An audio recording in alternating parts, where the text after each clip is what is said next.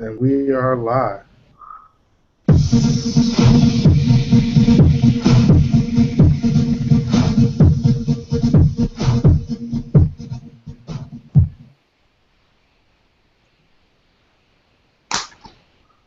And welcome you guys to the 15th episode of the podcast. Tony, take it away.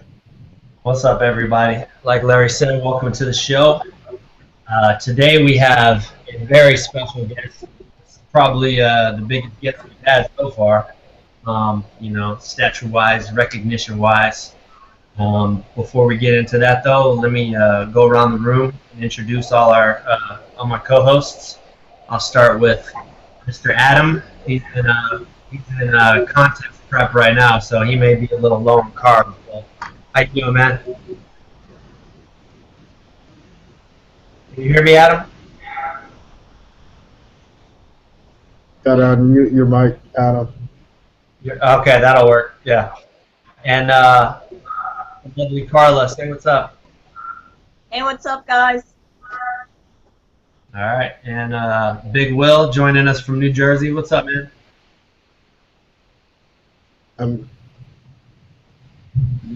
Mic issues, no worries. And my partner in crime, Mr. Larry. What's going on, bro? Hey, you guys. All right, and last but not least, it's my pleasure to announce our special guest. I call him the Ant. He's also been named pound for pound strongest man in the world. None other than Richard Hawthorne. What's up, brother?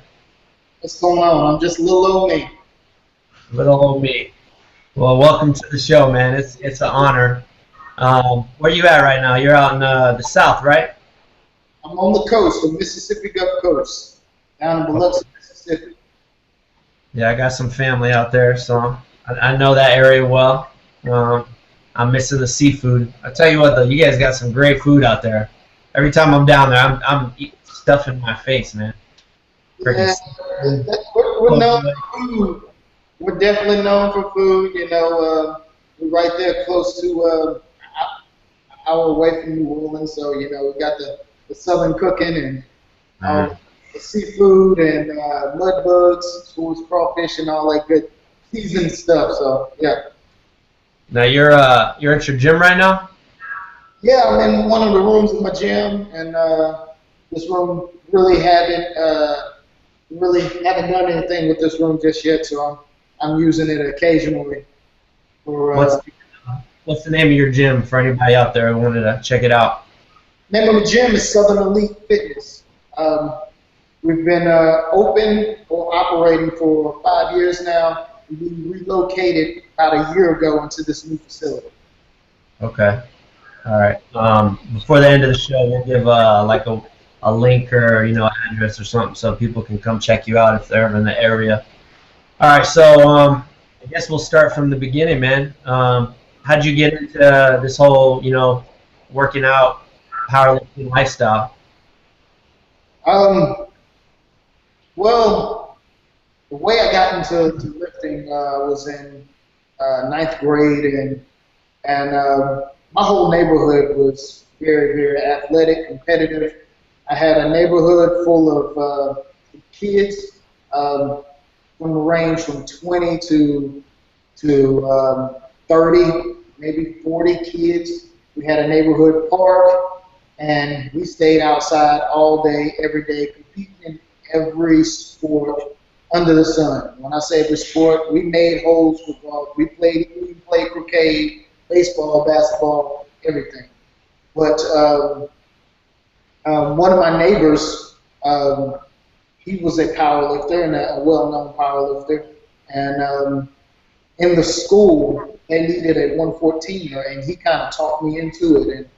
And my first meet, I was hooked. And after that first year, I said I was going to be pound for pound strongest person in the world, and I wanted my own gym. And from that point on, I worked towards what I have today. Okay. So when did you start competing, like at a competitive level, as far as like going to competitions, things like that?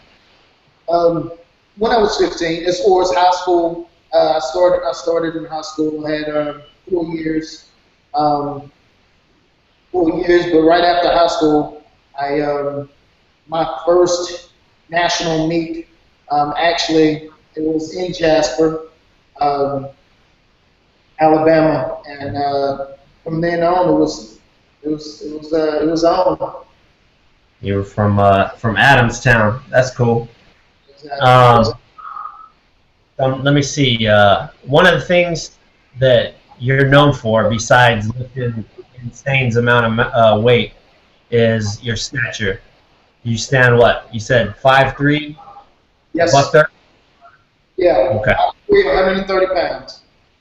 Which isn't typical of a power lifter. You picture a power lifter and you picture a big 220-pound guy with a gut out to here and massive arms and just a big dude, and you're the exact opposite of that, but yet you're lifting insane amounts of weight. I guess my next question would be, how do you do it? I'm sure everybody is curious, and people ask you that all the time. But I mean, it's no easy achievement to lift like 5 times your own body weight. You're lifting more weight than guys, 50, 60, 100 pounds more than you. It's insane. That's that question is a mouthful. To be honest, at the beginning when I really started to tap into my strength, it was all natural. As far as I had no idea what I was doing. My body was naturally doing it,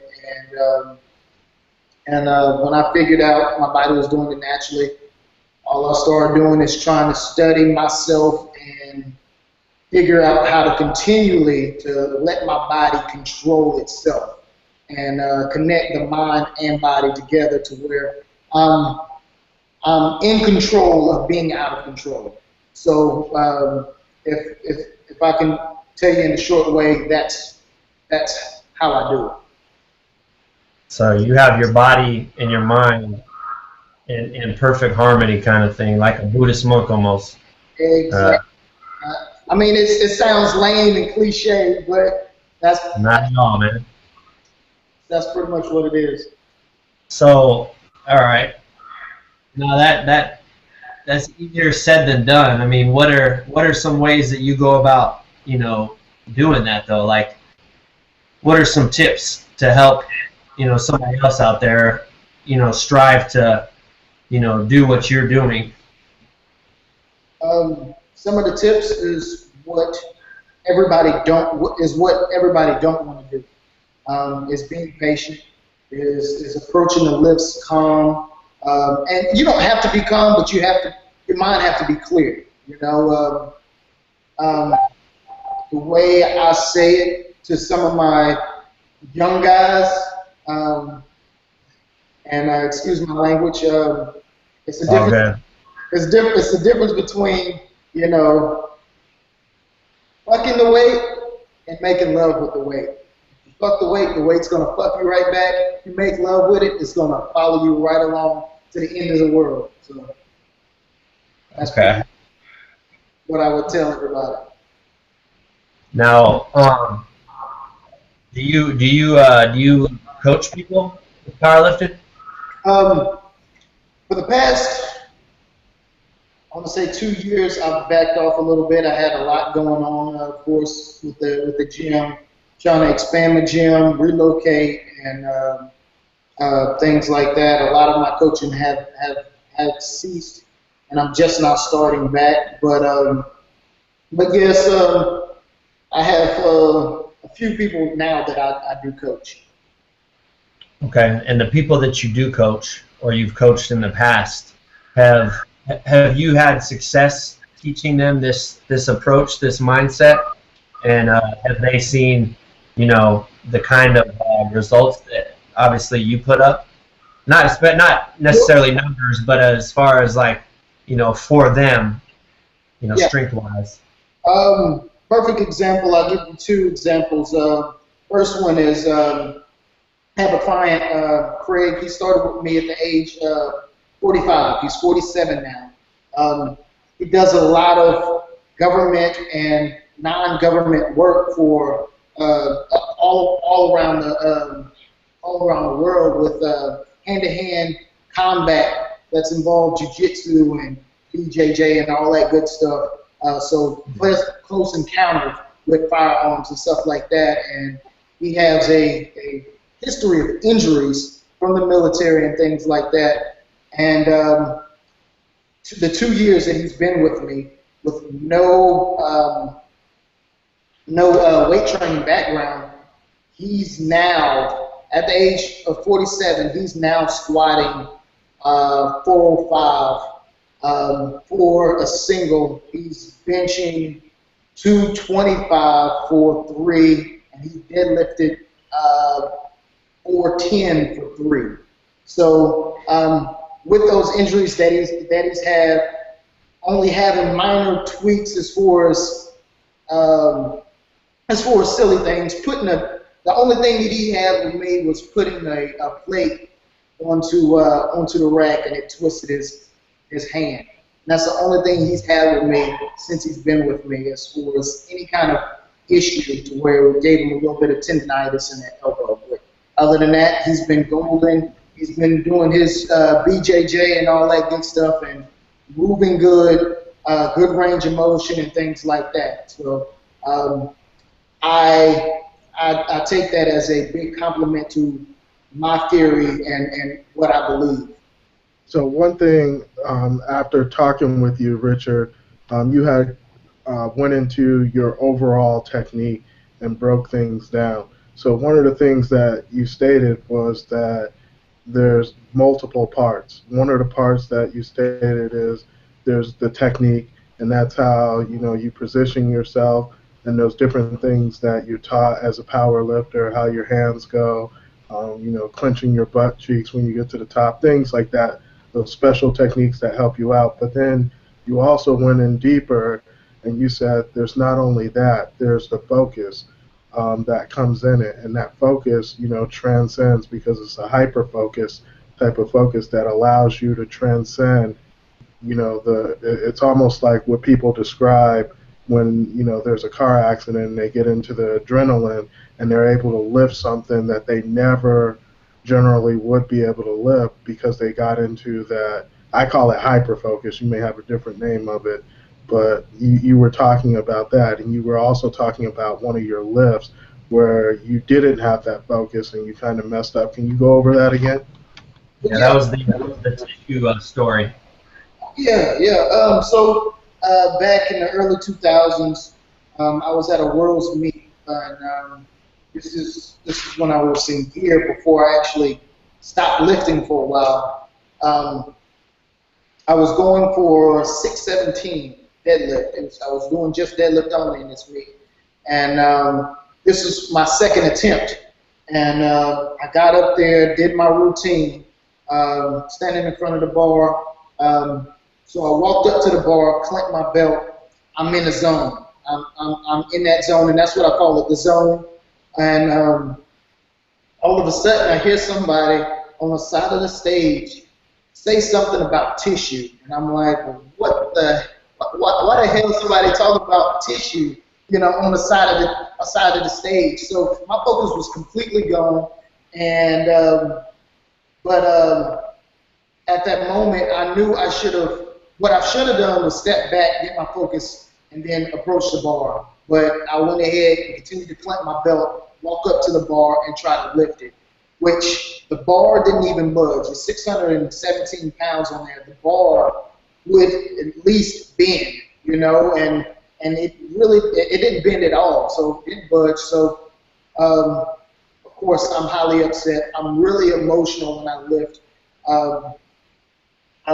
So I'm embarrassed. I'm pissed off. When I go places in the lift, people expect for me to do certain things. But I went backstage. Had a little anger in me. Came back and since I already had the artificial or the easy way of tapping into it with a little bit of anger, as soon as I touched the bar for my third attempt, the bar flew up. But since I used a lot of energy on the previous lift, I didn't get to lock it out. I was maybe 2 inches away from locking out.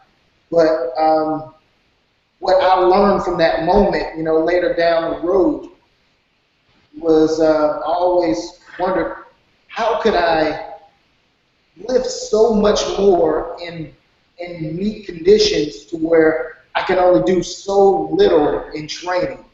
And that kind of sparked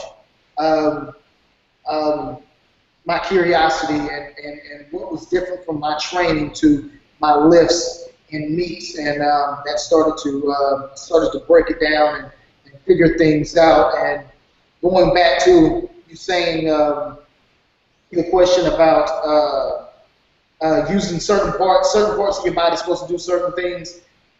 My belief is that in life we try to control everything. And there's nothing in this world, not even our body, that we can control. And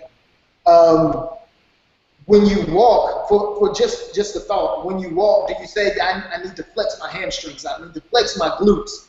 No, you don't say that. That automatically happens because your body do it by itself. So what I start to find out is that when I'm in that zone and I've done my training, those things automatically happen. But if I try to control those elements or those variables, I tend to mess up. I tend to not be able to do those things that I'm able to do when I'm in control of being out of control.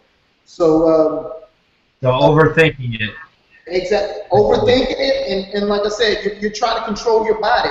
If you try to control the body, your energy flow is going to be off. Yeah, there's a lot to do with the energy flow and how you do anything in your life.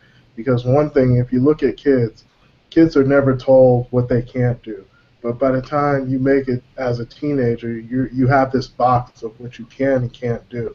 So when you really think about something and like you come to that bar, the reality is you look at that and you go, that's way more than my weight. I can't move that. So you have this subconscious doubt and everything, and that blocks the energy flow from you being able to do that. But reality, when you see this woman lift a car and she's a little bitty woman to save her kid, and you're like, where did that strength come from? And everybody goes, it's adrenaline. The only reason why she can't lift that car on a regular day-to-day basis is because subconsciously she thinks it's impossible. But when you hit that zone and you tap into that beyond, then anything is possible. And so that's one of those things where people have to realize, this is one of those things where you can tap into that in anything you do. You can go beyond, because tapping into that brings you to the next level. Exactly. I mean, that's exactly right. Rich. Yep. I'm sorry, I didn't mean to cut you off. It's weird because I've done some powerlifting competitions, and it seems like when you're in that moment, when you're on stage, you're about to compete, or you're doing your thing, the weight, like you said, it just flies up. You have no problem, whether it's focus or the setting or the adrenaline. But like, why do you think that is, as far as being in a meet and being able to hit new PRs and hit something with ease that when you're training back home day to day you have a hard time with? Like, why do you think that is? Fear. Fear? Yeah, fear is a powerful thing, and it's something a lot of people think is a bad thing, but it's actually a good thing. Fear was created for a survival. It's a survival mechanism. Okay. Now the bad part of what fear is you have to choose what you're going to do. You see what I'm saying? You're going to let that fear overtake you, or you're going to let that fear drop you. So fear is like I said, fear is very powerful. Just for preparation of my meets or or if I'm lifting in a cage or anything like that, I have all the fears and doubts in the world. But if I'm not scared or if I'm not doubting myself all the way up until a few minutes before I get on that platform, I believe I'm not ready. Because that fear really turns at the last minute. That fear really turns into focus. And but you got to learn how to keep that focus. Especially, it's very hard for me because I'm aware of what's going on. So when you are no longer ignorant over a situation, it's really about it. You know what I mean? It's like, okay, I'm in focus. Dang, I just said I'm in focus, so I'm out of focus. So it's really, really complex in a sense. But yeah, if I'm not focused, I'm not ready. But when it comes to the last moment of me stepping up to that bar, that's when that switch turns on. I don't want to embarrass myself. I don't want to miss this lift. This weight I've been thinking about for the past few months that I walk, So it all boils down to that moment and what you're going to do with that moment. And being able to keep that calmness about yourself. You have to be calm to really, really tap into what you need to do. Yeah, it's for me personally. Go ahead, Larry. I said a lot of people tap into that when they're listening to music at the gym because they forget their whole surroundings and that focus comes into view and they're able to tap into it. Yeah, the music to me is like I'm into meditation, and the music to me is like one of the methods of meditation is having something repeat or a sound to where it just disappears when you get in that zone. So yes, I'll see that a lot of times, and I used to use that a lot of times. But what I found worked for me, and what I really try to tap into is just being able to blank out everything, just quiet everything, no matter what's going on. Like for instance, in the cage, I'm sitting at the Arnold Classic at the second biggest venue at the Arnold Classic, other than the bodybuilding show. Sitting in there, people in the cage, and people around the cage, waiting to see what you have to do. If I can quiet that moment, then that really tells me something. That actually strengthens what I practice. So that's what I try to do, is try to strengthen being able to quiet that moment and really zone out on my own without any supplementation. Yeah, because there's a stillness that comes from that whole moment. And like you said, repeating songs, like I have a ton of playlists where there's songs that I can repeat that'll put me into that moment. And it's not really about the words of the song or anything like that. Sometimes it's matching the tones with where you're at, where your focus is, because you lose all awareness of everything and you quiet the sound of everybody around you. Like everything slows down to nothingness, and time slows itself. And then in that moment, it's you and the task at hand. You're not even aware of your fears anymore. You just come to this point, and you can even do it. Some people do it with breathing. It's like a meditation. A lot of the monks do it when they're doing their amazing feats. But it's being able to slow time, slow all reality, and be in that one moment. And in that moment, you're limitless. And that's exactly right. I'm all about breathing. I didn't know for the longest, I had no idea what I was doing for the longest. And I really started noticing my breathing habits when I get ready to lift. And I'm like, shoot, I've been doing this for X amount of time, and I had no idea what I was doing. So, yeah, the breathing is the key to everything, really. So, I say, everybody likes to approach the bar, the ego side. They like to approach the bar aggressively and look cool, look hardcore, and all that good stuff. But But like I said, if you fuck the weight, it's gonna fuck you right back. But being able to breathe and calm yourself will put you into that zone a lot faster, and it's more pure than a aggressive positioning in that, and instead of a calm position. So when you step up to do a big lift, you're going up there calm and relaxed, and That's what gets people about me. Not only that I'm doing all this weight, but I'm doing it calm. You know, they of course they say I'm a melodical. I don't know if I said it right. Melodical lifter. methodical. Yeah, methodical. That's it. But that's what I do is I approach it calm, because if I don't, I'm going to try to muscle it instead of allowing my body to do what it needs to do. And I play tricks on myself, you know, to help me keep focused. Like, you know, when I'm walking up to a weight, I'm not looking at the weight on the bar. I'm only focusing on the center of the bar, because I got to move that bar the same way I move it every other time. But if I look at that weight on the outside, I'm going to want to be aggressive. Damn, that's a lot of fucking weight. I got to move this weight. You see what I'm saying? So you got to play little tricks on your tricks, you know, with yourself and things like that in order to keep that focus and do what you have to do. Yeah, I know what you mean about looking at the weight, because there's been times where I'm ready, I feel focused, and my eye happens to glance at, you know, all the plates, and I'm like, instantly that negative voice pops in my head, like, oh, that's too much weight, or oh, that's going to be hard, and then sure enough, it's downhill from there. Real quick, you talked on breathing. What is your breathing technique? Like, how are you breathing when you breathe?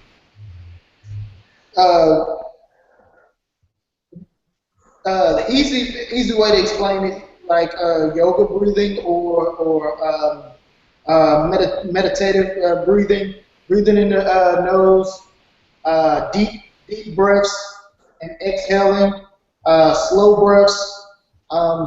It's almost to a point to where I can give myself butterflies, you know, when it comes to lifting. Other than that, and I guess that's, in a sense, would be, I guess, energy. I can feel the energy, you know what I mean, or the chi, whatever you want to call it. Mm-hmm. But tap into something inside, yeah. Exactly.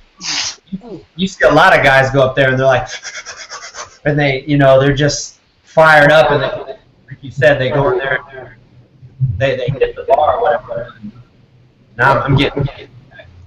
Hold on. Go ahead and take it.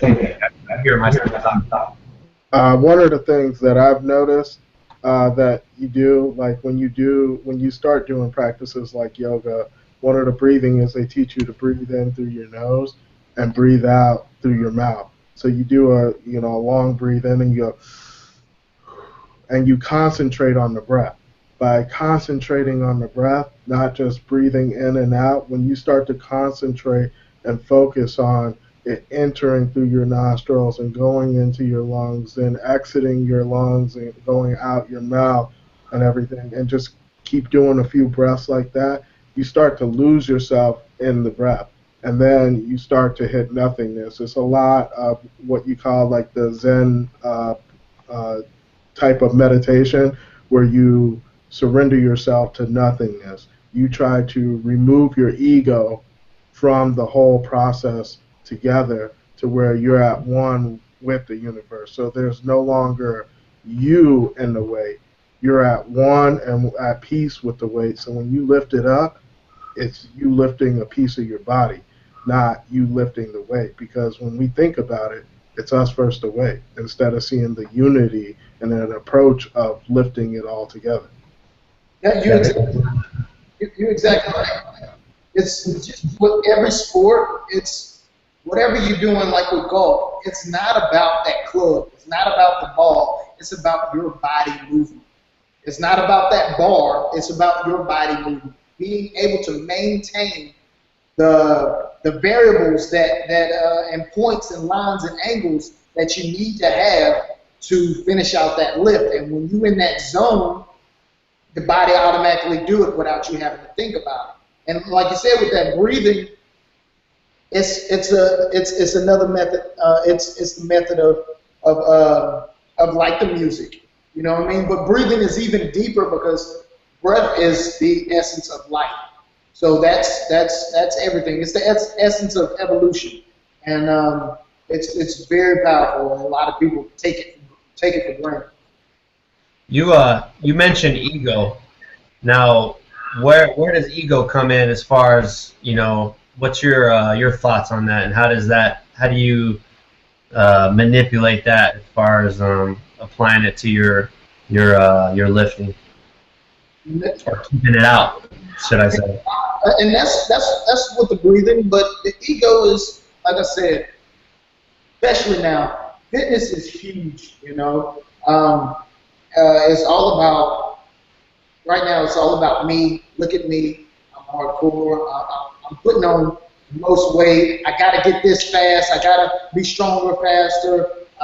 It's all about, you know, I'm the best. It's selfish. You know what I mean? And ego don't have the presence of patience and things like that. The way I take it out is through that breathing. My thoughts of what the devil is your emotions, and that's what your emotion is your ego. Your emotions will allow you to make decisions that you know are not right, you know, logically and rationally, because of it's not for you or about you or going your way and things like that. I mean, every emotion will get you in trouble, no matter if it's love or it's hate, jealousy. Every one of them will get you in trouble now and put you in a spot to where it's your means to the end, no matter what you're doing. So being able to be one with the universe and thinking or being calm and not letting those emotions get to you is where you're going to be a better lifter, not just a better lifter, but a better person in whole. You know what I mean? So that's pretty much my movement. It's not just about lifting. It's about, can you control your emotions? Can you control your ego? That is the hardest thing. That is the hardest thing to do, is control your ego. That's the hardest thing on this planet to do, period. It's controlling you. That's our job, is learn how to control ourselves.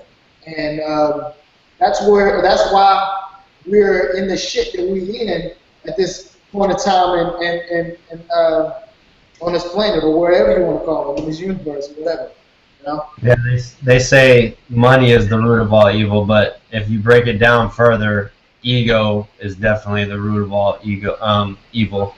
It's funny you say that, because, you know, Larry and I, you know, with this whole Barbell Life movement, one of the biggest things that we want to change and, you know, we want to spread out there is to kill ego, to kill it, because it's responsible for so much negativity in this industry.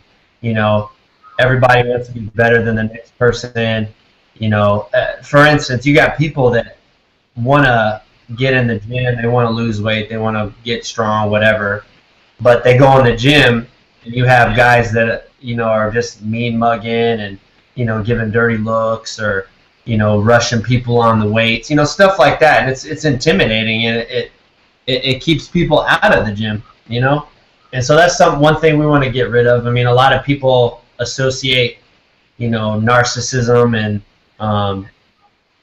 just ego when they think of weightlifting, when they think of powerlifting, bodybuilding, all that stuff. And, you know, a lot of it's true, but, you know, our whole thing is to try to get rid of that and show the good side to this industry, to this, you know, this lifestyle. But yeah, that ego is a bad news. Real quick, you had you had talked about the cage, the animal cage. For those listeners out there who don't know what that is, can you explain what that is? And we'll show some video, some pictures of when you did it. What the animal cage is, Universal Nutrition and Animal, the two supplement companies, sister supplement companies, they have a booth at the Arnold Classic. And the whole idea of it is the booth is a big cage. So you have a cage and you have animals in the cage. So what they do, they bring the best of the best of bodybuilding and powerlifting into that cage and have them lift and do their best, feats, things like that. So that's pretty much what the cage is. You're getting the best lifters, you're getting the best bodybuilders in there and talking and lifting and putting on the show for the viewers. Larry, there we go.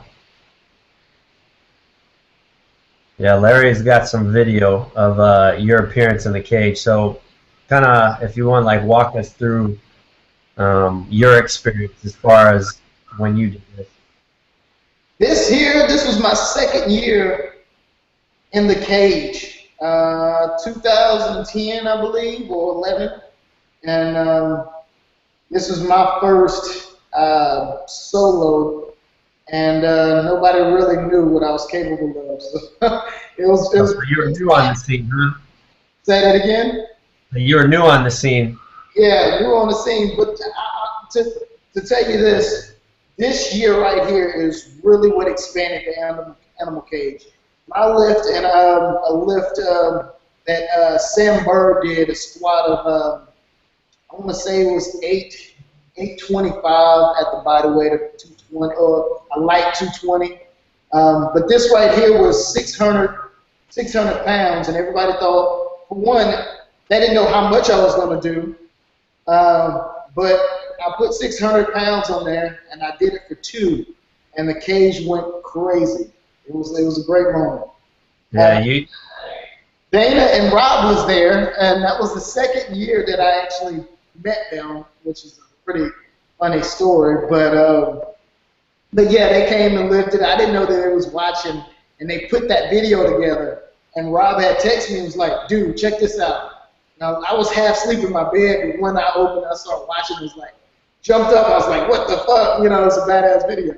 So I was like, standing in the middle of my room, like, just amazed at the video. But yeah, that was a big year for the animal. What is it like? Powerlifting is one thing, in a competition or whatever, but I think in that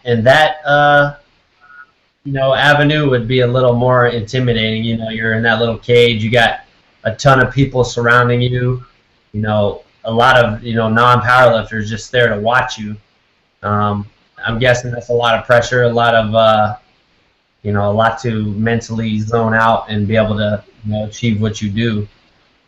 Well, it is and it ain't. The thing is that's one of the biggest stages of powerlifting right now. Everybody, I get countless messages talking about, "Hey, what can I do to get in the cage? You think they allow me to lift? How can I get sponsored by Animal?" But the thing is that moment gives you get so much energy from everybody watching, to where it's like your strength is endless, and you don't know when to stop. So it's a point of you have no choice but to do something great in the cage, really. It brings out the best of you, huh? Exactly. Now, you mentioned Dana Lynn Bailey and Rob Bailey. I saw you did one of their camps. When was that? What can you tell me about that? Well, this video here was at my old gym. But I did go up there to PA and I did one of their camps, and of course they're awesome. they're the most down-to-earth people, you'll ever meet, hard working. I mean, they work to where it seems like they can't work anymore, but they hit like a second wind. I mean, it's unbelievable with the work ethic that they have. But when I went up there, I got to see their warehouse where they have the gym and they have their audio shop and their game room and their printing shop and a little hotel room all in one little facility, you know what I mean? So it was a good experience. They put me up in their little room, and of course it's always great to be with them, to shoot the shit with them, and lift with them. So that's Sandberg that did the squat in the cage that year. But the experience was good. I had a good group of people that was willing to learn and wanting to learn, so it was awesome. Yeah, I went to their gym this past January, and I got to meet Dana and Robin. They were pretty cool, like you said, real down to earth, chilling. They're just walking around, shooting the shit with people, and got to take a picture and chat with them a little bit. So that was cool. I really didn't even know you had done anything with them until a couple weeks ago. I was kind of looking into some stuff, but yeah. So for the camp that you did, I saw another video where you were actually like instructing in the camp. You had a young lady come up and you were kind of helping her with her deadlift and giving pointers and stuff like that. How'd that go? It was good. That was my first seminar, and that was probably 2, maybe 3 years ago. And that's when I first started, getting to my literature and understanding what I was doing. I knew what I was doing, but being able to put it into words, and I knew how to explain it and show people, but to put it in words, it's not as crisp as it is now. But it was a good experience. It was fun. I like to keep everything laid back, and Dana and Rob was sitting right there, along with everybody else, with ears open, wanting to learn, So, like I said, it was a good experience. Okay. Yeah, they're definitely good people. So what do you got in store now, man? I see you rocking that Core Strong T-shirt. Tell us about Core Strong. Core Strong is a brand I came up with about five years ago, and everything I'm doing now I was supposed to do about 5 years ago. But I had the gym. Getting the gym up and going, the first gym that I had up and going, and trying to train myself and run the gym as well. It was pretty tough, Money wasn't there, struggling and all that good stuff. It was put on the back burner. But what this actually is, Core Strong, I always talk about core strength, the mix section, but it goes much deeper than just the physical standpoint. When I say Core Strong, that's on 3 different levels. That's on the physical, mental, and spiritual level. You can't tap into your real strength if you only have one or the other. But really, you can't tap into your real strength if you don't have the mental or the spiritual. So what a lot of people do is try to just keep the physical standpoint where you're going to be stuck at a level until you really figure things out with the mental and spiritual aspects. So Core Strong is all 3 levels. It's 3-dimensional. It's knowing the body, knowing how to use the body. Knowing how the body really evolves as a as a physical thing, cosmetically and hormonal, and then it goes into the middle part where you have ego and self-awareness, where self-awareness is here on one extreme and ego is here on one extreme, and you got to meet them both in the middle. And then you get to the spiritual standpoint to where you learn how to enlighten yourself from within, you know. So it's all three levels, and that's what Core Strong represents. You can't be Core Strong on one dimension, only on one dimension. So this is a totally different way of looking at lifting. Period. Yeah, it's a different way of looking at lifting. So it's bringing the physical and the mental aspects together on that spiritual side. So you bring it together all as one package. Exactly. I find it funny that a lot of people see it and say, "Oh man, he's gay," or "Oh man, it's because he's black," or "Oh man, look at his arms." A lot of people think my arms are long, but the way I lift, I allow my arms to relax in deadlift, and they think my arms are real long, but they're really not. I'm very, very, very proportional. But yeah, everybody. There's always naysayers out there, man. I mean, yeah, I always hear, "Oh, well, because you're short, you know, tall people they have a hard time." You know, it's always something. People always try to discredit what you do, but you know, as long as you keep doing your thing, man. It sounds like so Core Strong is basically your approach, what's worked for you, and what's made you so successful, and you bundle that up into, you know, what you're offering. Now, is that going to be like? Well, let me rewind real quick. Everything you were just saying about Core Strong, you're actually working on a book. yes, Talking about these things, right? yes, yes. Okay. I've been writing this book for the past maybe two and a half, maybe 3 years. I just finished it not too long ago. My co-writer got it, and he's working on it now. And we're going back and forth. I want it to be exactly how I want it. So it's supposed to be out sometime this summer, but if it's not ready, I'm not going to put it out. I want it to be perfect. You know? Yeah, you can't rush greatness. And based off of what you're saying, man, it sounds like, you know, this is going to be a game changer. Exactly.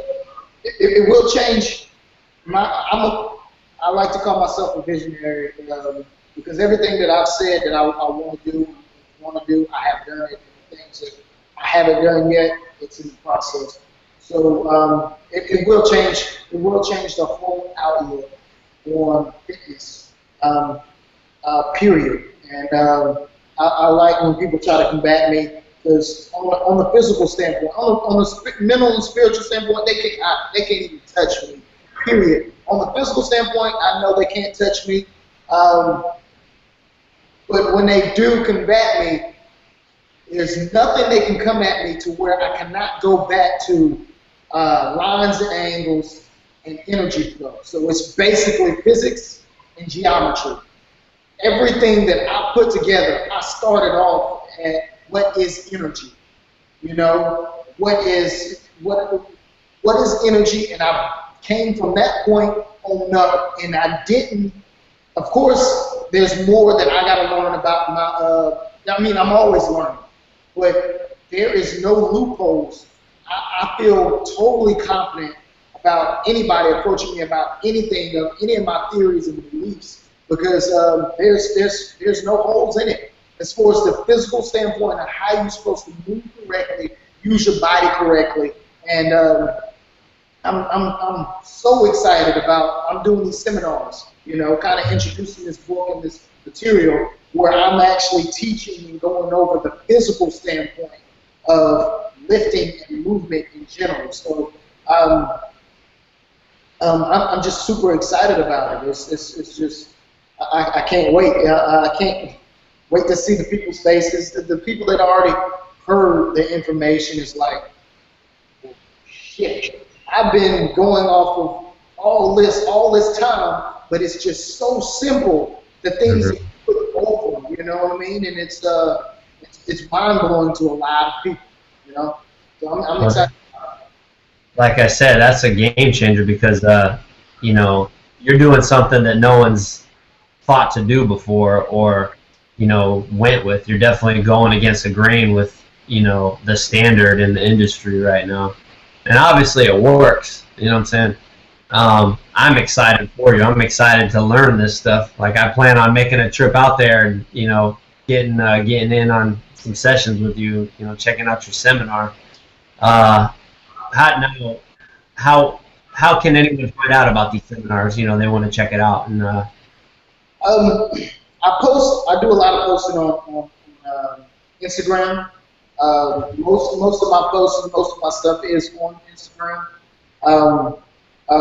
My Facebook, I have problems with friends because I got too many, and I just restarted my fan page probably 2 or 3 weeks ago. And people, if y'all looking to get in contact with me on Facebook, go to my fan page under Richard the Ant Hawthorne, or my YouTube. I'm just now getting back to my YouTube. I was real big on doing YouTube, and like I said, business standpoint threw me back. Of course, when you have business, a new business, you're broke, you got to work, you got to do all this other stuff, you know. So that, you know, and I got a daughter and all this good stuff. So it's thrown me for a loop. And if you want to get in contact with me, YouTube, Instagram, and my fan page. what I'll do is we'll go ahead and post all those links to this video. So whoever watches this video on YouTube, all the links to get a hold of you and all your social media outlets will be on the channel or the video. So that'll help anybody watching. I think I was gonna ask you something, but I blew on my mind right now. Real quick, you had mentioned when we talked before a difference between your mindset with powerlifting versus bodybuilding. Can you explain that to me? Yes.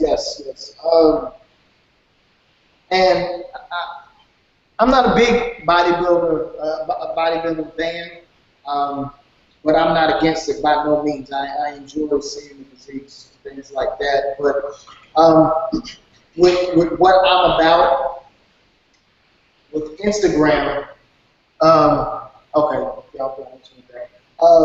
With Instagram and with Facebook, it's all about me. Look at me, this, that. That's why I really don't post as much. But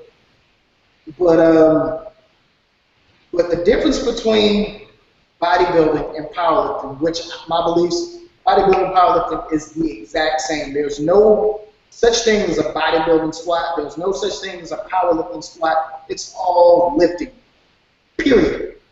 Mm-hmm. When you have separation, that's a means of the end. You know what I mean? So back to, you know, my thoughts on bodybuilding and powerlifting. I see powerlifting as being an evil in a standpoint, or keeping people at a certain level. And here's my reason being. Okay, the main reason why people come into the gym is to look good, right? So when they get in the gym, they have no idea why they get stuck in the gym, right? It becomes more than just the looks. But when you think about bodybuilding, you get stuck on the physical side to where the cosmetic side, to where you can't transfer over to the mental side. Okay, you're never satisfied with how you look. You're never too big.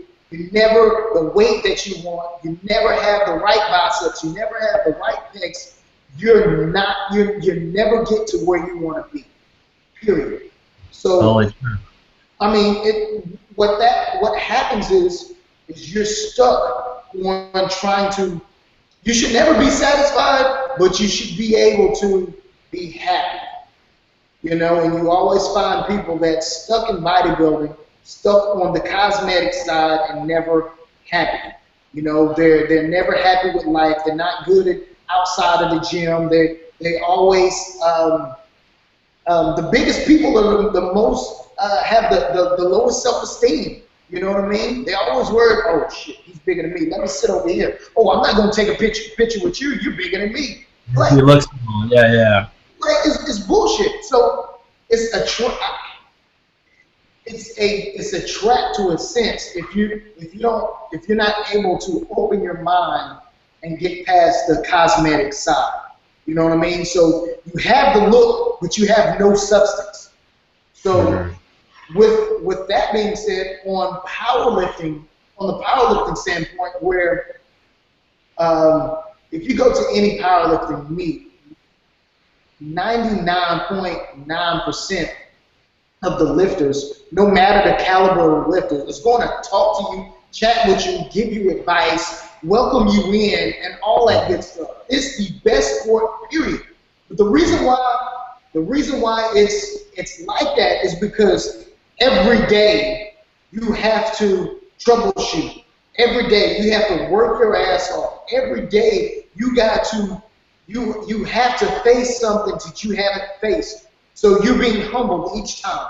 You see what I'm saying? So every day you're being humbled to where you know that you're not the best. You know that you always have to work. So you start to, with the gym and with powerlifting, where people get stuck in the gym, what they start to see is that it's no longer about the cosmetic side. It's about, shoot, I wanted this, I worked for it, I didn't think about how long it was going to take, you know, and I did it, I conquered it. So you're building your self-esteem. You're learning how to troubleshoot. You're learning how to have patience. You see what I'm saying? You're learning these things on the mental side, and when you really get down into it, that develops you not only in the gym, but outside of the gym, in your work, in your relationships, in everything else that you do. So it develops you a lot more than anything else. Now, can you get stuck on the ego side of powerlifting? Yes, you can. But on the bodybuilding side,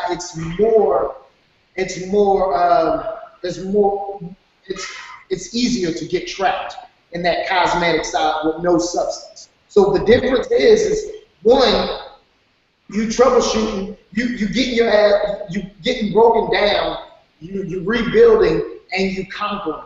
It's a steady process. On this side, you're just breaking down, trying to get bigger, and you're never getting the results that you need to get. And then on top of that, if you're competing, somebody else is judging you. So that's somebody else's opinion, and if you don't do what you think you should do, you're being broken down even more. You see what I'm saying? So I see it as a evil and a good in the standpoint. But of course, on both sides, it can be vice versa. But that's how I look at the two sports. I can definitely speak on that too, because you know, I've done a couple powerlifting competitions, and I actually did a physique show a little over a year ago just to try it out, kind of bucket list thing. And it's two totally different worlds. You're right. You know, with the powerlifting, you got all kinds of people, different ages, shapes, you know, but it's more of a family atmosphere. Everybody's cool. Everyone's saying hello. Everyone's cheering on. Like, very supportive environment. And you know, the one physique show I did was totally different. Now, I'm not trying to knock bodybuilding at all. I know that there's a lot of good, like you said, in it, but it was a total different atmosphere, man. I mean, backstage, you know, you got guys kind of looking mad and, you know, checking everybody else out. It's very competitive, a lot of ego in that backstage environment, and it just wasn't as friendly, and there was none of that, hey, good job, and none of that. But yeah, I definitely see the powerlifting side versus the bodybuilding side. Each can have their own benefits. I like what you touched on as far as in bodybuilding, your fate isn't up to you. It's up to those guys behind that table judging you, their opinion. You know, you got, and there's a lot of politics too, but in powerlifting, besides the judges, it's up to you. So if you bury a squat and you get it up, you know you're going to get those white lights. They can't cheat you out of that, you know what I'm saying? So that was good, man. I definitely glad you touched on that. Not knocking our competitors, but you know, each has their own place. It's all about how you approach it and what you bring to the table, and how you can either let it take control of you, or you know, be the master of what you're doing. But yeah, good. You got to say something? Yeah, one thing I did notice is the energy was totally different in the two competitions. Like in the bodybuilding, you generally have clusters of groups of people that came there to support whoever it was that was there. They'll unify if there's, like, you know, someone who has had some disability, and then everybody will, you know, kind of rally behind that person. But for the most part, it's cheering on, like, you have your fan base and they have their fan base, and it's almost like you're sitting in your section. Whereas in powerlifting, you know, everybody's there trying to achieve something, but the energy is shared between everybody. It doesn't matter who's up to lift, everybody's rallying behind that person, and you'll hear even in the crowd, "You can do it, come on, get it up, get it up." And they may not even know the person whatsoever, never even saw the person before, but they're, you know, contributing that energy. Get it up, dude, get it up. Come on, you got this. And, you know, that makes the whole thing more exciting. And that's why, like, a lot of people say powerlifting is like a therapy. I mean, because you're constantly, instead of looking at other people and comparing yourself to other people, and you do want to do that sometimes, so I'm not going to say that's terrible, but you're comparing yourself constantly to yourself. And so you're trying to beat the man in the mirror over and over and over again. So it becomes endless. You can always improve. You can always get better. You're the competition. It's your world. You're exactly right. Bodybuilding is more fleshy, cosmetic. It's up to man. It's up to, you know, it's up to other people. It's up to how you look, the ego. Like I said, our senses is against us. You know what I mean? So our senses is hand in hand with our ego. You know, and our eyes is one of the most misdirection type things that we have. I mean, elements that we have, our eyes, our ears, you know, what we feel, you know,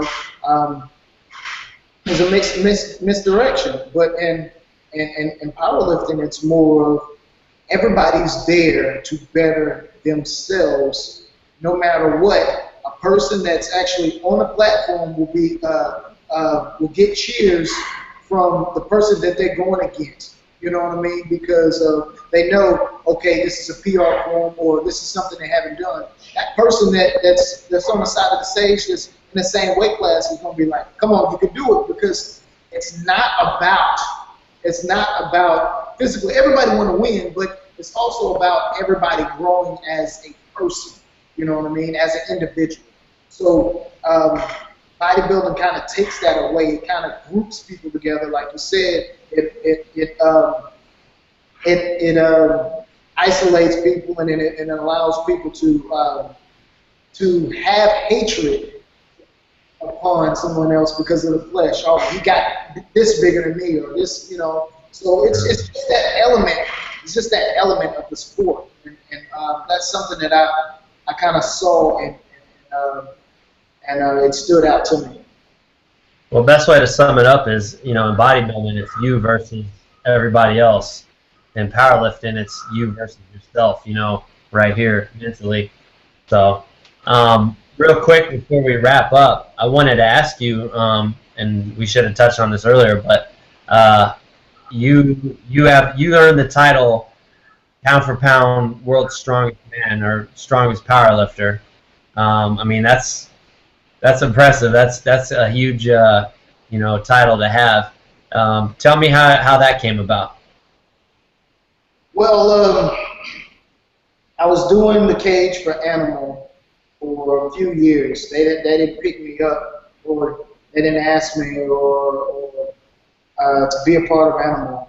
And I shouldn't say it, but I wasn't planning on being a part of Animal at that point. But they had hit me up saying that a couple of guys are going down to Australia to do this big meet, and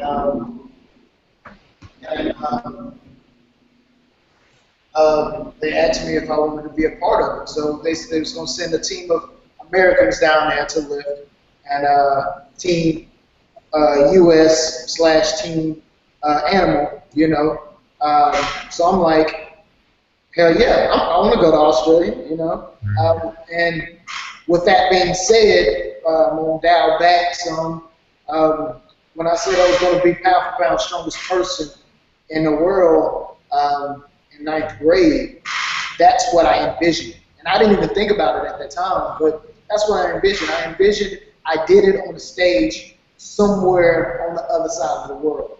And it's crazy how it ended up happening like that. So so I said, yeah, I joined Animal, signed a contract, all that good stuff, and we went down there. The training was amazing. I had a few little, you know, tweaks and things like that, but I felt good, you know. It was part of the universe. It was supposed to happen, you know.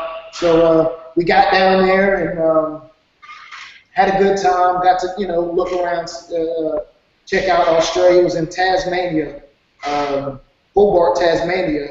It's a little island underneath Australia, and it was my best meet, period. Ever. Yeah, it was. Wow. It was perfect. The only thing that wasn't perfect is that I was 6 for 6. No, I was 7 for 7 for all my lifts. I was hitting everything, you know. I was in the zone, but my second to last deadlift, after I hit my first deadlift, it broke the all-time world record. I already broke the all-time squat, and my first deadlift broke the all-time world record. And at that point, I'm out of the zone. I'm like, shit, I already broke the record. I broke, you know, the squat, you know, everything, you know. So I went backstage talking, and I thought about it, and I was like, shit, I need to be sitting in the corner. Like, I always sit in the corner, breathe, and, you know, get my mind, you know. So I'm like, shit, I need to be sitting off somewhere. As soon as I thought that, my name popped up. It's like, oh shit. So, you know, I believe I opened up with 560, 565, something like that, to break that all-time world record, and then I immediately jumped to 601. So I'm going up there to 601 raw deadlift, and again, it didn't budge. I wasn't there mentally, you know. I already knew it didn't bend, you know. Of course, pissed off, you know. And I came back and pulled 601 and won it overall pound for pound. Not only being, you know, pound for pound strongest person, but that actual meet I won outright pound for pound, which was a good feat, you know, lifting against good lifters like Eric Lillibridge and Brian Lilly and Sam Bird and Gary Griffin and the other lifters like my mind went blank, but it was a great meet. So I was pretty happy about it, and not only that, you know, I turned around and asked for a drug test. I wanted to. It really don't matter to most people, but some people really want to know. So that's the reason why I did that. Ask for it. Yeah. You asked. I asked for it just so, you know what I mean. A lot of people nowadays are confused to what people are capable of doing and not capable of doing. You know what I mean? And regardless, the body, I don't knock steroids by no means. The only thing that I hate about steroids is that people abuse it. You know what I mean? You're not going to get steroids out of a sport, period. You know what I mean? And just because you take steroids don't mean that you're going to be the best anyway. You know what I mean? So, but I wanted to make that statement that I did this not only being the statute, not only doing it with the statute I have or what I have, you know what I mean, but I did it with my natural abilities, you know. So that was I just wanted to make that statement. So it was a good experience. I definitely enjoyed it, and I'm actually working to go back to push that record up. It has been broken. It has been broken. Really? Yes. Oh, no. It's been broken. And I take it with a grain of salt because, you know, I'm a competitive person, but that was 3 years ago. And for the past 3 years, I've been dealing with this gym. I haven't been lifting much. I haven't been able to lift, you know, and things like that. So what do I expect? Once a level is broken, you should expect somebody else or a bunch of people to come out of the woodworks because that seal has been opened. You know what I mean? So I'm not surprised, and I'm not like, oh, da da da da da. You know, I don't have this or that. But I know I gave people 3 years enough time to break it. You see what I'm saying? So I'm working back to that spot, which I know I'm going to crush here in a few months. So are you coming back to Australia for that, or is it somewhere else? Are you going back to Australia for that, or is it somewhere else? Actually, if everything works the same, which works the way I want it to work, I'm gonna probably do it either at the Boss of Bosses meet at Dan Green's meet in August, or the next meet I'm thinking of the Record Breakers. Jesse Burdick's meet, you know, so it's going to be broken. I don't know which one, but I'm going to do it. It's going to happen. So I'm just working back up to my numbers. My bench is not too far off. Definitely, my squat is definitely not too far off. I'm looking. My goal is to do a 600 squat and a 310 plus bench and a 600 plus deadlift. So I'm looking for 1,500 total at the body weight of 130. So it's gonna happen. It's period, hands down. It's gonna happen. I just from sitting out, I just got to work out some mobility issues from not being as active, but it's gonna go down. And moving weight like that at 5'3", 130 pounds is why they call this man the Ant. Awesome, man. And you just saying, you know, it's going to happen. It seems like that's been consistent in your life. You know, you said, I'm going to be pound for pound strongest man in the world. It happened. You know, I'm going to own a gym. It happened. You know, you that. Yeah. Other things. There's one thing that I've been working on that I've been taking my time on, and it's that all-time records. The 5 times body weight deadlift. Lamar Gant did 683 at the body weight of 132. That was done the year of or the year after I was born. And when I say that's the all-time world record in history, best ever, that is it. And the most I've done was 650, and that was last year. And I only got 40 so pounds to go, and I've been working on that ever since 9th grade, taking my time to get it. So that's the next goal, huh? Yes. I got you, man. I know you're gonna do it. So, all right. Well, I guess we'll go ahead and wrap it up, man. It's been a great show. Before though, let's see those championship belts. I don't like trophies. Not said I don't like them, but I don't keep them because it's a waste of space. But these are pretty cool. I had some pretty good trophies. This is the trophy that I got for the Night of the Living Dead. I believe this one was 622 or 6 something when I got this belt, and this one was 2 years ago at the Night of the Living Dead. I got 639. This is the belt that I received.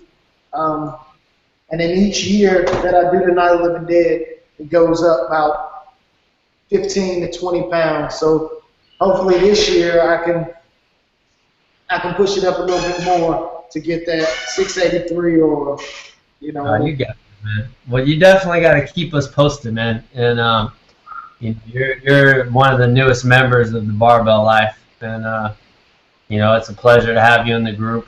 Been seeing your posts, your videos. You got 22,000 of us, behind you. So keep us updated, keep posting. Let us know how things are going, and I look forward to seeing you smash that and being the all-time record holder, the Ant, Richard Hawthorne. Thank you for making it on the show, brother. Look forward to some future projects together. Go ahead, Larry. Yes. You were about to say something. What you got, Richard? I'm enjoying the community, and definitely looking forward to doing some things with y'all. Definitely, man. Can't wait. Adam, Will, you guys got anything before we wrap up? You guys have been real quiet today. Make sure you get some words in. Yeah. I just want to say you're. Go ahead, Will. I just want to say, Richard, man, you're just killing it out there, man. Just keep it up. Going beast mode every single day, man. Thank you. Appreciate it. Definitely. What you got, Adam? Yeah, dude. Definitely, just like Will said, you are definitely an inspiration to all the little guys. I'm a little guy myself, so I know the feeling, and a lot of good tips that you give. I've watched a lot of your videos this week that you have on YouTube about teaching the whole deadlift side. And I'm the bodybuilder type guy. I mean, I'm not so much into powerlifting, but recently it has become more of an interest for me to get into the powerlifting side. Like Tony said at the beginning of the show, I'm actually training for a physique competition right now. But after that's over, I plan on getting more into the powerlifting side of things. And deadlifting is one of those things that just the small little details make a huge difference. Like the other day, I got a new PR, which was 405. But that was actually the very first time I had ever put chalk on my hands. And it was also the very first time that I went barefooted. And just those slight little differences make a huge difference. And I look forward to getting your book and having a copy and giving it a read myself. And like Tony said, for your future crushing of the next world title there, I wish you all the luck in the world, dude. Obviously, you have the mindset to do it and break the limits. So I'm looking forward to doing it, man, and I stand behind you as well as the rest of the guys. It's nice to meet you, man. It's a pleasure. Thank you. Same here. Appreciate it. Definitely, man. You definitely got the support of the Barbell Life family, man. And like I said, we definitely look forward to doing a lot of things in the future with you. And, we're always here to support you. So, again, appreciate you coming on the show. Look forward to having you back on. And on that note, I'll let Larry go ahead and take it away. Oh, actually, hold on, real quick. You got anything you want to, any shout outs, any plugs you want to do? Shout out to y'all. Shout out to my family, friends, my daughter, and my girlfriend. It's been a wild ride, you know. I'm being stretched out and mentally, you know, stretched out, and of course, business is business. So everybody that's a part of my life, I like to thank them for that support. Awesome, man. Shout out to Core Strong, and like I said, I'll put all your social media links on this video. So if anybody wants to check out Richard's stuff, go ahead and look at the comment section at the bottom of this video. Thanks again, Rich. Go ahead, Larry, take it away.